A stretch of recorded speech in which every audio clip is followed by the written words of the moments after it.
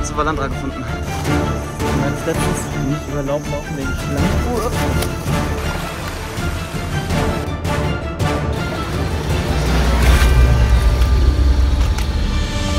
Ich glaube, hier ist kein wirkliches Durchkommen.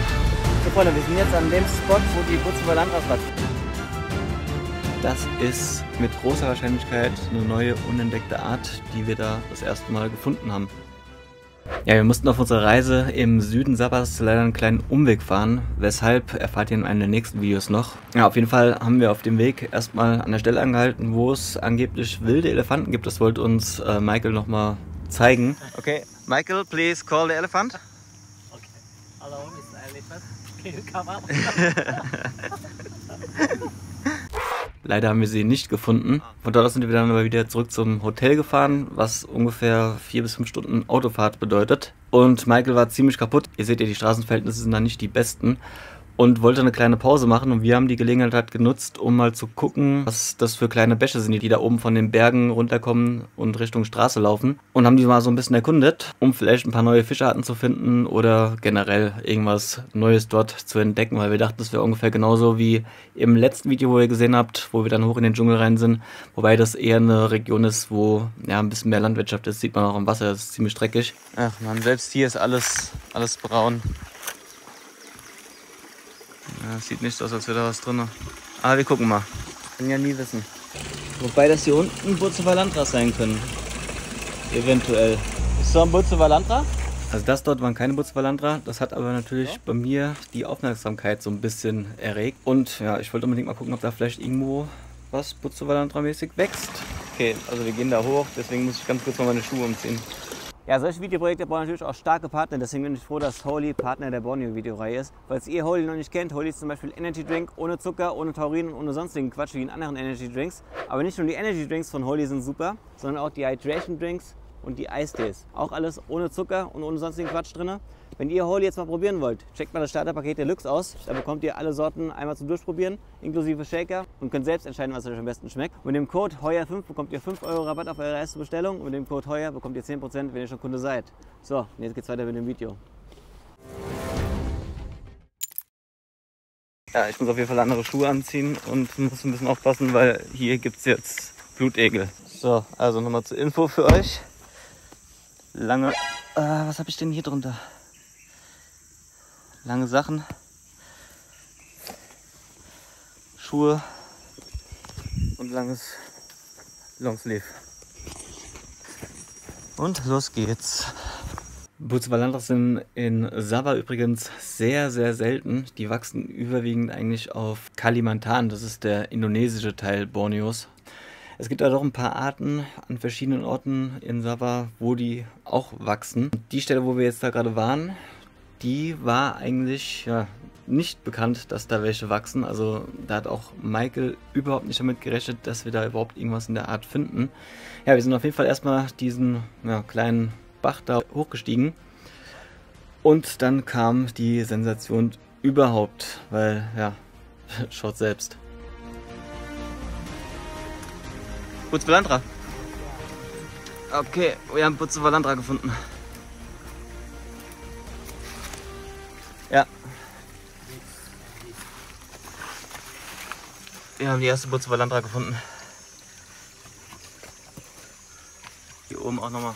Ja, und das war natürlich eine kleine Sensation, weil dort wurden noch nie Butzewalandras gefunden und die Art, die ihr eben als zweites gesehen habt, die ich gefilmt habe, das ist mit großer Wahrscheinlichkeit eine neue, unentdeckte Art, die wir da das erste Mal gefunden haben. Bei der sind wir uns nicht ganz sicher gewesen. Das könnte unter Umständen eine Butzewalandra danumensis sein. Da war sich Michael aber auch nicht 100% sicher, da man die Arten nur anhand der Blüte bestimmen kann. Also wir müssen auf jeden Fall warten, bis die blühen. Wir haben da auch alles in die Wege geleitet, dass wir die zeitnah bestimmen können. Bis jetzt haben sie noch nicht geblüht, aber sobald wir wissen, ob es sich wirklich um 1 oder 2 neue Arten handelt, werden wir euch natürlich das definitiv mitteilen. Ich bin auch echt sehr gespannt und es wäre natürlich eine Riesensensation, wenn wir da 2 neue Arten gefunden hätten oder wenigstens eine. Also die da ist definitiv potenziell neu. Und falls es wirklich eine neue Art sein sollte, schreibt mal Namensvorschläge in die Kommentare, wie wir die dann nennen sollen. So, gehen wir ein bisschen weiter hoch. ist ziemlich hart hier zu filmen und gleichzeitig hier rumzuklettern. Ja, wir sind dann noch weiter hochgeklettert, weil ich unbedingt noch wissen wollte, ob da vielleicht noch mehr Arten wachsen, beziehungsweise ob wir vielleicht noch irgendwas an Fischen oder an Garnelen oder sonstiges an Tieren da noch finden. Aber ihr seht ja, das Gelände dort war recht steil und recht rutschig. Also mich hat das ein oder andere Mal auch fast hingehauen. Wir haben auch noch ein paar Fahnen und sowas gefunden. Für die genaue Bestimmung könnt ihr gerne mal in die Kommentare schreiben, wenn ihr irgendwas erkennt oder irgendwas vielleicht dazu sagen könnt. Fakt ist auf jeden Fall, dass der Bereich in der Regenzeit alles überflutet ist und das halt auch mehr oder weniger submerse Farne sind, die dort wachsen. Hier haben wir auch nochmal einen schönen Farn. Keine Ahnung, was es für eine ist. Also alle Pflanzen, die dort in dem Bereich wachsen, wo ihr da jetzt seht, sind halt potenzielle Pflanzen, die man für die Aquaristik benutzen kann, da sie halt, ja, wie Bucevalandra oder andere Aufsetzerpflanzen halt auch submers wachsen, wenn halt die Regenzeit ist. Genau dasselbe gilt auch für die Moose, die dort wachsen. Ich würde übrigens keinem empfehlen, auf eigene Faust solche Expeditionen oder solche Touren da zu machen, ohne einen Guide, der ja ein paar Gefahren wenigstens abwägen kann. Weil, ja, ihr seht es halt selbst, es ist wirklich sehr, sehr gefährlich dort und nicht zur Nachahmung empfohlen. Shit.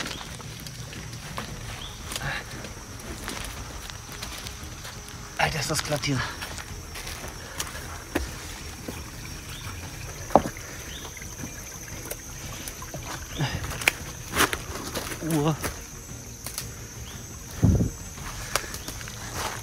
Wie war das letztens? Nicht über Laub laufen wegen Schlangen.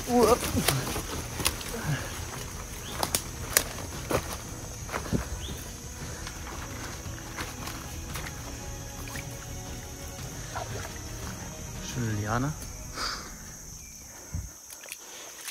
Ja, irgendwann wird es dann aber immer dichter, beziehungsweise das Wasser ist eher unterirdisch weitergelaufen, sodass wir dann ja, den Rückweg eingeschlagen haben.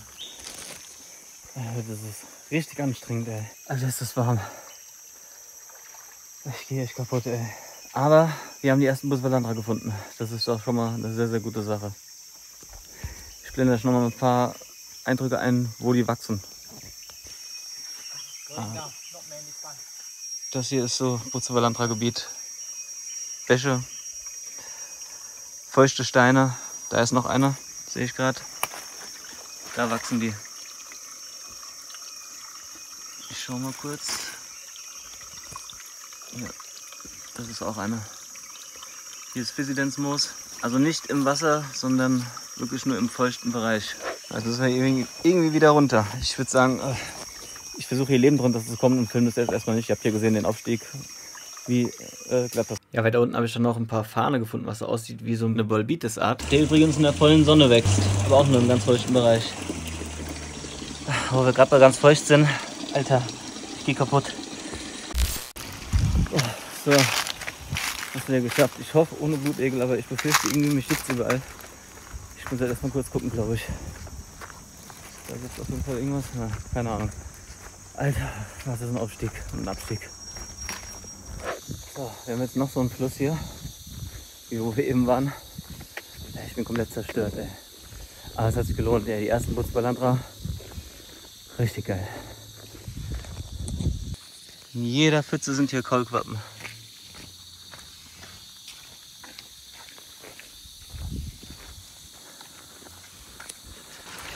So, hier geht es jetzt runter zum nächsten. Schauen wir mal.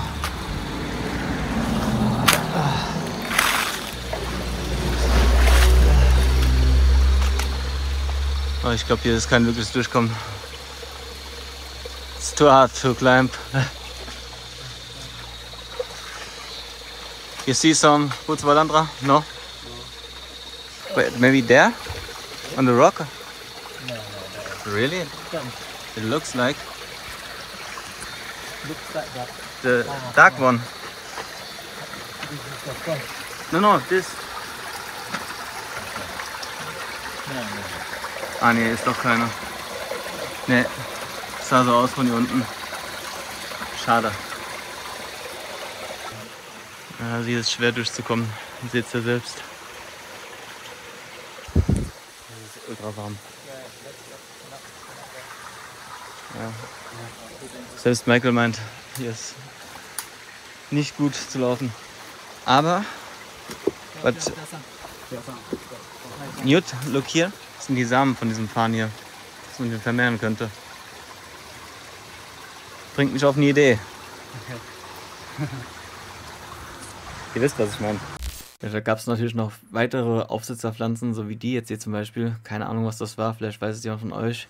Hat auf jeden Fall ein Rhizonom. Hat so ein bisschen was von der Anubia, obwohl die da eigentlich gar nicht wachsen. Aber ja, ist auf jeden Fall auch eine Aufsitzerpflanze, die eventuell für die Aquaristik interessant wäre. Weil ja, die Bereiche sind halt auch überflutet in der Regenzeit.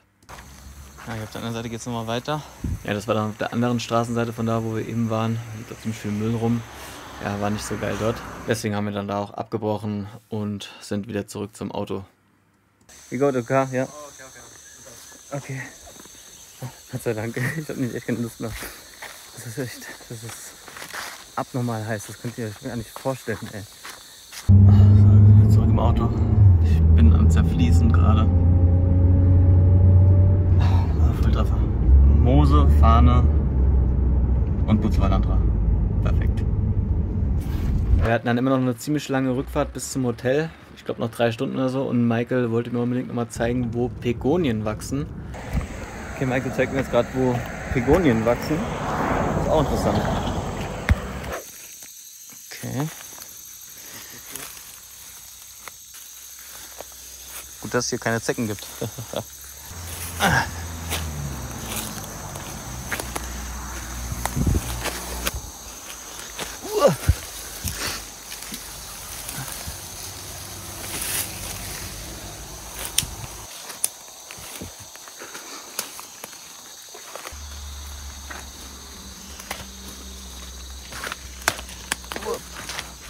Wer hat sie gefunden?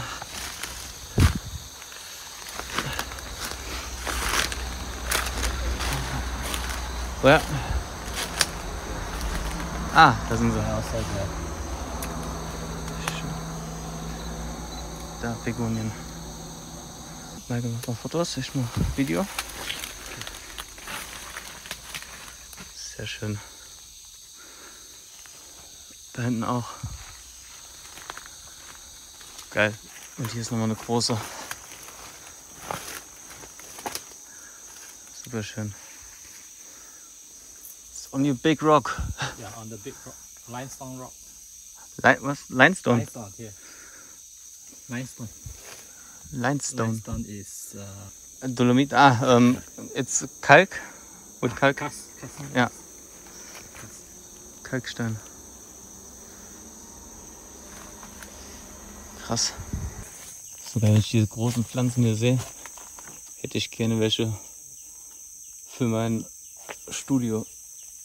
Aber wir nehmen natürlich hier nichts mit. Ist ja nicht erlaubt und ihr habt keinen Bock hier bei Brot und Wasser in den Knast zu kommen, ihr wisst schon. Hier ist der ganze Boden voll mit solchen Kletterpflanzen. Das ist einfach Wahnsinn hier. Boah, ich werde hier gerade komplett zerstochen. Von den scheiß Moskitos.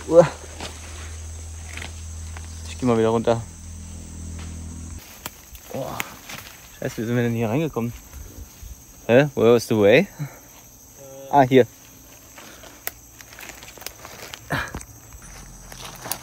Ich glaube, wir sind hier lang gegangen. Ey, wie schnell man sich hier verläuft, das ist ja der Wahnsinn. Nee. Hä?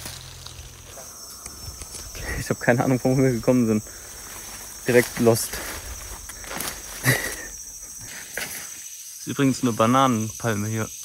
Oder Bananenpflanze, wie man sagt.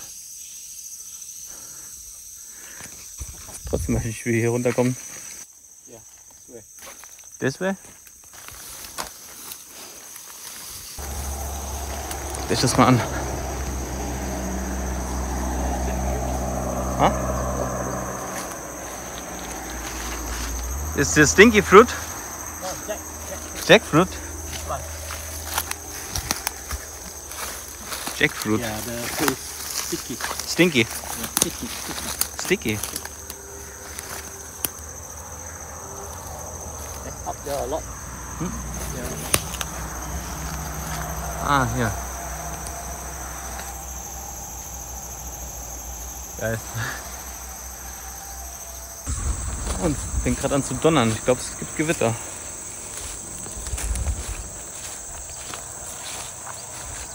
Krass, guckt euch das mal an. Da oben waren wir jetzt gerade.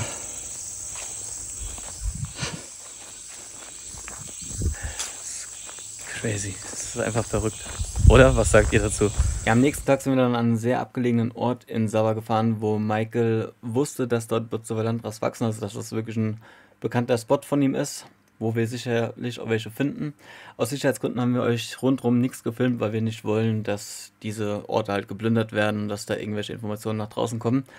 Also Hinfahrt haben wir nicht gefilmt, aber auf dem Weg dorthin, auf dem Fußweg, haben wir zum Beispiel ein paar Kannenpflanzen gesehen, die seht ihr jetzt hier. Und nach weiteren 15, 20 Minuten Fußweg waren wir dann dort und das war der Platz dann. Sehr, sehr geil. Das hier ist Bucevalandra-Gebiet. Noch nicht ganz, aber fast. Zur Erklärung, diese dunklen Felsen sind uralte Vulkansteine, genannt Ultrafamica-Felsen. Die sind sehr alkalisch und kommen eigentlich nur an diesen Stellen da in Sabah vor. Das sind halt die Untergründe, wo die Bucevalandra drauf wachsen. Aber da gehen wir gleich nochmal genauer drauf ein. So Freunde, wir sind jetzt an dem Spot, den ich euch gar nicht so zeigen darf, und zwar da, wo die Bucevalandras wachsen. Also normalerweise wachsen die Bucevalandra hier, hat er gemeint. Aber es ist aktuell zu heiß, deswegen wachsen hier gerade keine. Wir haben aber noch eine andere Stelle, da werden wir gleich hingehen. Aber das ist hier so der normale Lebensraum. And Michael, which area in the wet zone or in the dry zone? Wet, okay. Also das sind die normalen Orte. Moment, ich gehe mal ein Stückchen runter. So.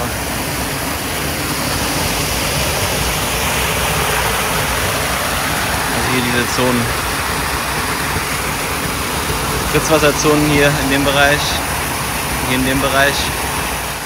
Während der Regenzeit, müsst ihr überlegen, ist das komplett alles eigentlich überflutet und ein großer Wasserfall. Das heißt, die Bucevalandras wachsen dann in der Regenzeit da auch mehr oder weniger in der Wasserfallzone oder dort, wo es halt wirklich extrem überflutet ist. Jetzt gerade aktuell befinden wir uns in einer extremen Trockenzeit, deswegen sind da nur so kleine Wasserfallrinnsale, sage ich jetzt mal. Und dieser Bereich liegt eigentlich direkt in der prallen Sonne.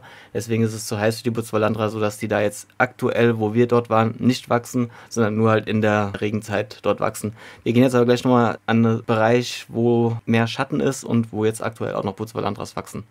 Also wir werden auch noch später ein paar Wasserproben nehmen, Temperatur messen und so weiter und so fort. Wir müssen jetzt erstmal hier runterklettern. Ziemlich tricky.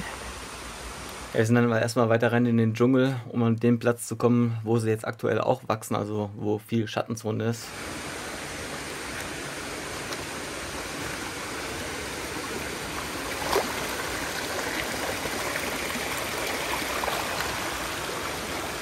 Auch hier liegt wieder leider überall Müll drin. Das kennen wir schon von anderen Location.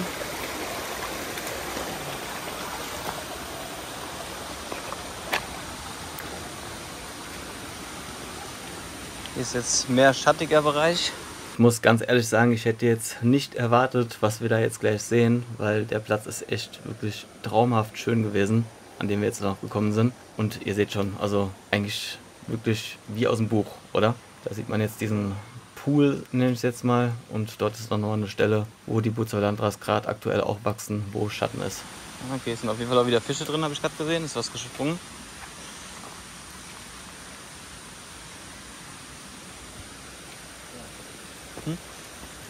Ja. So, das sind die Plätze, wo Bucevalandra wachsen. Ihr seht es dann neben dem Stamm, neben den Wurzeln. Die kleinen, das sind die Bucevalandra. Ich zeige es euch mal mit dem Finger. Da, der Bereich. Ich kreise es euch mal ein. Ja, ich glaube, man sieht ganz gut, jetzt in der Trockenzeit liegt das Ganze halt wirklich mehr, also über Wasser. Ich denke mal, dass in der Regenzeit, wenn da wirklich viel Wasser kommt, das alles bis zu den Baumwurzeln da oben geht und dann natürlich auch alles unter Wasser ist. Heißt, dann sind sie natürlich auch submers, also wachsen unter Wasser. Das ist ungefähr mehr als die Hälfte des Jahres, schätze ich mal. Aber aktuell, ihr seht, das ist Schattenzone, also sehr wenig Licht, sehr wenig Wärme, sehr wenig Hitze. Und dort, wo die wachsen, ist halt auch so der Bereich, wo, wenn es regnet, das Wasser runterläuft, also an den Wurzeln entlang, beziehungsweise an den Kanten, wo die Steine irgendwelche Rillen haben. Das seht ihr später noch ein bisschen genauer. Ich bin dann auch nochmal rüber auf die andere Seite und habe euch das ganz genau abgefilmt. Aber jetzt schon mal, dass ihr seht, wie das ungefähr jetzt aussieht, jetzt in der Trockenzeit. Ich denke mal, dass dieser Pool auch komplett überflutet ist, noch mal bestimmt 2 Meter höher ist an Wasser, also an Wasserstand. Und ja, das ist ja erstmal der Bereich von da. Wir sind jetzt auf jeden Fall erstmal mit der Unterwasserdrohne reingefahren, weil ich wollte unbedingt schauen, ob unter Wasser auch Bucephalandra wachsen, beziehungsweise was da unter Wasser alles lebt. Das schauen wir uns jetzt erstmal direkt an. Ja, mit der Unterwasserdrohne wollte ich jetzt halt mal schauen, erstens, was da an Tieren lebt und zweitens, ob ich jetzt in der Trockenzeit auch unter Wasser dort Bucephalandra finde. Ich würde sagen, ich schneide euch das mal so ein bisschen zusammen, so ein paar Highlights. Die Fische, die wir da übrigens gesehen haben, das sind Rasboras, aber wir wissen leider nicht genau, was für eine Art das war, also können wir nicht bestimmen. Newt hat während ich da gefilmt habe, auch noch ein paar Tiere gefunden. Die blende ich euch jetzt mal ganz kurz hier ein. Und was das ist, die habe ich leider hier nicht auf der Kamera. Aber wie gesagt, die Rasboras, die da rumschwimmen, die seht ihr da jetzt. Und ja, wie es da halt unter Wasser aussieht. Es war halt relativ trüb, aber man erkennt trotzdem noch einiges. Ja, die Bodenbeschaffenheit ist eher sehr, sehr felsig. Ich habe dann darauf geachtet, dass ich relativ nah am Rand lang fahre. Das seht ihr da jetzt, um mal zu gucken, ob da am Rand halt was wächst. Die Wurzeln, was da sind, keine Ahnung, was das ist. Das war von irgendeiner Pflanze, die von oben reingewachsen ist, war aber keine Bucephalandra zu sehen. Und ich bin dann, wie gesagt, mal etwas näher an den Felsen lang gefahren, um zu schauen, ob ich da noch irgendwelche Spuren, Rhizome oder sonst irgendwas sehe von den Bucephalandras. Das sind jetzt die Felsen auf der Seite, wo die Bucephalandra wachsen, also die jetzt noch ins Wasser reinragen. Auch da ist nichts zu sehen an irgendwelchen Rückständen oder so. Also kurz gesagt, unter Wasser ist überhaupt nichts gewachsen an Pflanzen. Ich mache jetzt noch ein paar kleine Zusammenschnitte von dem Biotop dort, damit ihr euch ein bisschen Inspiration holen könnt. Und dann schauen wir uns noch mal ein bisschen über Wasser um.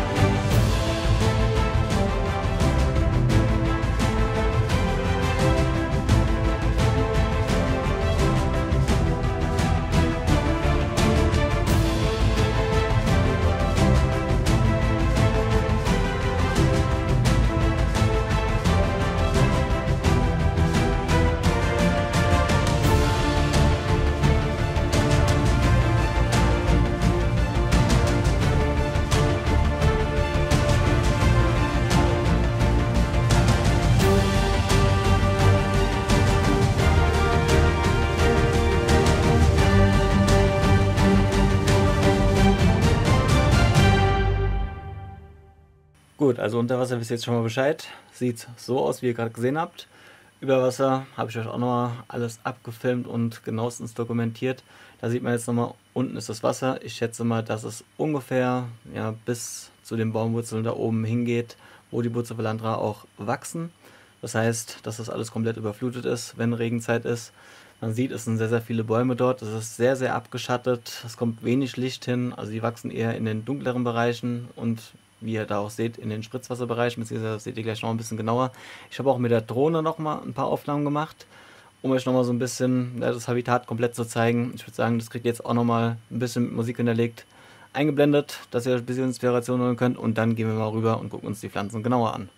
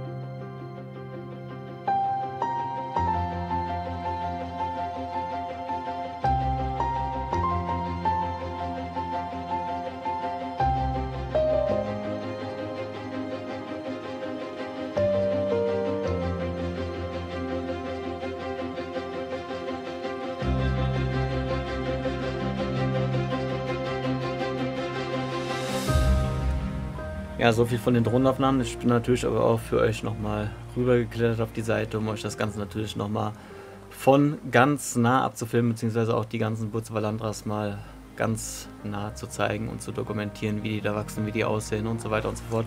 War nicht gerade einfach, war sehr rutschig, aber hat trotzdem funktioniert. Jetzt kriegt ihr erstmal ein paar Eindrücke noch vom Habitat, das ich dort von einer Seite gefilmt habe, und dann noch ein paar Nahaufnahmen.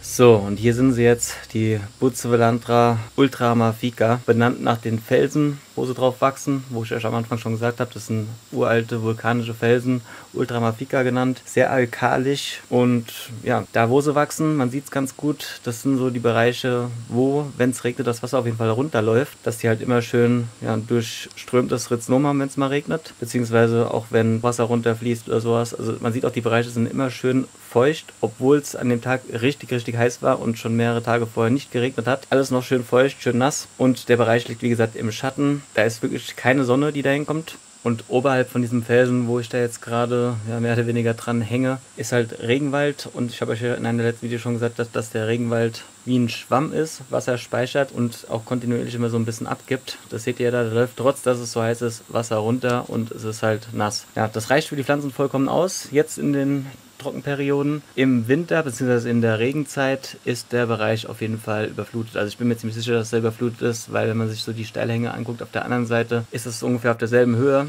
und da ist der Bereich definitiv auch unter Wasser, wenn da richtig Regenzeit ist. Aber jetzt aktuell, ihr seht's, alles im Trockenen, trotzdem noch feucht, kühl, also mehr oder weniger kühl. Und die Pflanzen wachsen auch vorwiegend an den Wurzeln von anderen Pflanzen. Das seht ihr da jetzt. Hat auch den Vorteil für die Pflanze, dass wenn da Wasser oben runterläuft, dass es natürlich an den Wurzeln entlang läuft und dadurch halt von den Pflanzen noch aufgenommen werden kann. Also vorzugsweise zwischen Wurzeln von anderen Pflanzen oder halt in Felsspalten, wo man halt definitiv sieht, dass da Wasser runterläuft. Ich zeige es euch nochmal ganz kurz ein bisschen genauer. So, das hier ist zum Beispiel ein ganz gutes Beispiel. Das ist schon eine relativ große Pflanze gewesen, die dort war. Und ihr seht, die wächst eher am Ende dieses Steins, und unten drunter ist halt das große Rhiznom mit ein bisschen Moos, was da noch wächst. Man sieht, das ist wie so ein kleiner Schwamm, wie so ein Feuchtigkeitsspeicher, der da entstanden ist, wo sich die Pflanze halt das Wasser dann zieht. Oder hier an der Stelle, das ist jetzt daneben dran gewesen, da sieht man auch, dass da immer richtig feucht ist, dass da immer so ein bisschen Feuchtigkeit oder Wasser runterläuft, dass die Pflanzen versorgt. Die Pflanzen sind jetzt wirklich im komplett abgeschatteten Bereich, da sieht man auch, sind die ein bisschen kleiner als die, was wir eben gerade gesehen haben, weil die schon ein bisschen eher im Licht steht. Umso weniger Licht, umso kleiner sind natürlich die Pflanzen. Bei der Einstellung sieht man es auch, glaube ich, ganz gut, dass da halt, wie gesagt, immer schön Feuchtigkeit drauf ist, sodass die Pflanzen halt versorgt sind in der Trockenperiode. Dann hier nochmal eine Einstellung von den Rhiznomen, wie krass die verzweigt sind, also wie groß die auch sind. Da sieht man es ganz gut. Und wie nass die natürlich da auch sind an der Stelle. Das ist auch wieder so ein bisschen im unteren Überhang gewesen. Also das war schon ziemlich nah an der Wasseroberfläche. Ich schätze mal, dass da auch eine Art Moos drauf ist, die auch so ein bisschen hygroskopisch wirken, die das Wasser auch so ein bisschen speichern oder nach oben ziehen. Da sieht man jetzt wieder ganz gut, dass die halt auch an den Wurzeln von irgendwelchen Pflanzen wachsen. Auf der linken Seite sieht man die Rhiznome, die so weit verzweigt sind, die komplett eigentlich über die ganzen Felsen sind. Also nicht alle Rhiznome, die da sind, haben Blätter ausgetrieben. Da auf der linken Seite sieht man es ganz gut. Das ist alles Rhiznom von den Bucevalandras, die da wachsen. Auf dieser großen Wurzel. Die große Wurzel ist von dem Baum. Und dort wächst, wie gesagt, nur diese eine Art, diese Butzwallandra ultramafica. Und ja, in verschiedenen Blattformen, wie ich euch gerade auch schon erzählt habe, die etwas längeren Blätter, schmäleren Blätter, das ist eher da, wo mehr Licht hinkommt. Und die etwas ründlicheren ist da, wo weniger Licht hinkommt. Beziehungsweise sind auch jüngere Pflanzen. Und umso mehr Licht, umso heller werden die Pflanzen. Und umso weniger Licht, umso kleiner und dunkler sind die Pflanzen dort. Also im Prinzip ähnlich wie im Aquarium. Wenn man sie dunkel hält, wachsen sie besser und kräftiger und auch kräftiger von der Farbe her. Und wenn man sie zu hell hält, werden die Blätter halt relativ hell und so ein bisschen gewellt. Wobei gewellt waren sie dort nicht, weil sie ja eh mehr sind. Aber ihr wisst schon, was ich meine. Jetzt kriegt ihr noch mal ein paar der Nahaufnahmen. Bitteschön.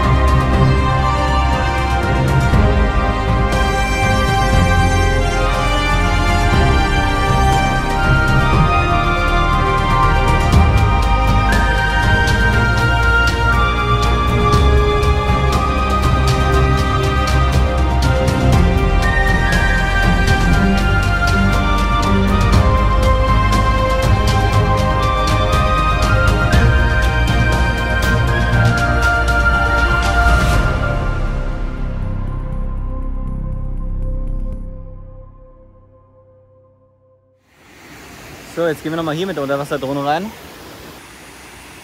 In schönen Wasserfällen, in schönen klaren Wasser. Ich mag schon, dass hier unter Wasser abgeht. So, ja, und das ist jetzt der Bereich, von dem wir gekommen sind, wo die Butzwallandras eigentlich in der Regenzeit überwiegend wachsen. Und da wollten wir natürlich mal unter Wasser schauen, was da so alles drin ist. Und sind mit der Unterwasserdrohne mal reingefahren. Ich glaube, da muss ich gar nicht viel zu erzählen, sondern die Bilder, die sprechen für sich. Also atemberaubende Aufnahmen, wunderschön. Wie gesagt, die Rasboras, die da drin rumschwimmen, wir konnten sie leider nicht identifizieren. Es gibt einfach zu viele Arten da in Sabah, dass man die halt nicht wirklich auseinanderhalten kann. Wenn es jemand von euch weiß, kann das gerne in die Kommentare schreiben. Aber neben den Rasboras haben wir auch eine Art gefunden, die wirklich dort nur endemisch lebt. Das ist die hier, die zeige ich euch mal ganz kurz, bevor ich euch noch ein paar schöne Biotopaufnahmen zeige. Diese hier, Hampala sabana, die leben wie gesagt endemisch nur in Sabah. Die kommen überwiegend in der zentralöstlichen Region vor, wo sie im Vergleich zu anderen Arten ihrer Gattung den größten Lebensraum hat. Der übliche Lebensraum dieser Art besteht aus klaren und gut mit Sauerstoff versorgten Fließgewässern, mit Untergrund aus Sand, Kies, Gestein oder Schlamm, Solche Lebensräume sind normalerweise Flüsse und Bacheinzugsgebiete im tropischen Regenwald. Aber aufgrund von Palmölplantagen und Kautschukplantagen werden diese Lebensräume leider zerstört und ja, somit sind diese Fische auch sehr, sehr selten und da sie nur endemisch dort in Sabah leben, halt auch stark bedroht. So, und jetzt würde ich sagen, lasst euch mal mit diesen wunderschönen Biotopaufnahmen hier alleine und ja, lasst euch mal inspirieren für euer nächstes Borneo Biotop Aquarium.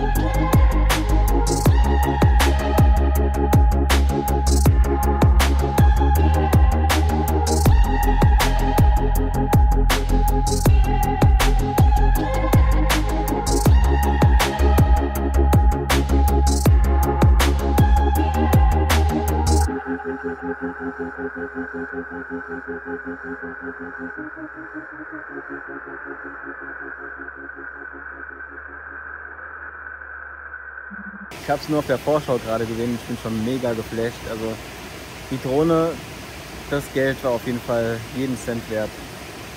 Ich bin gerade richtig begeistert, ey, richtig mega. So, das war's mit dem Bucevalandra Habitat. Ich hoffe, es hat euch gefallen und ihr konntet ein bisschen was mitnehmen für euch. Und ja, beim nächsten Mal geht's dann unter anderem hiermit weiter. So, jetzt fängt es an zu regnen und jetzt gehen wir mal langsam zurück, weil ich glaube, gleich ist das hier überflutet. Newt und Michael haben innerhalb von einer Stunde jetzt 3, 4 Fische rausgefangen, um mal zu gucken, was hier noch an Population ist, aber ich will jetzt mal die Gelegenheit nutzen, noch so ein bisschen in den Dschungel reinzulaufen. Eigene Faust.